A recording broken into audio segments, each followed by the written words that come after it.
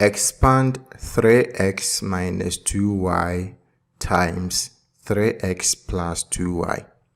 This is a multiple choice question, and so we will solve the question, and after that we will pick the correct option.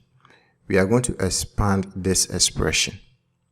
From algebra, we know that if we have x minus y times a plus b, it can be expanded as x, which is the first term in the first bracket, times the second bracket, which is a plus b, then minus y, which is the second term in the first bracket, times the second bracket, which is a plus b.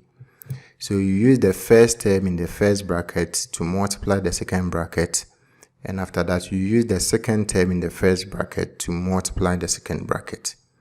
If we apply this here, then 3x minus 2y times 3x plus 2y can be expanded as 3x, which is the first term in the first bracket, times 3x plus 2y, which is the second bracket, minus 2y, which is the second term in the first bracket, times 3x plus 2y, which is the second bracket. Let's expand what we have here. 3x times 3x will give us 9x squared. 3x times 2y will give us 6xy. Negative 2y times 3x will give us negative 6xy. And negative 2y times 2y will give us negative 4y squared. 6xy minus 6xy is 0.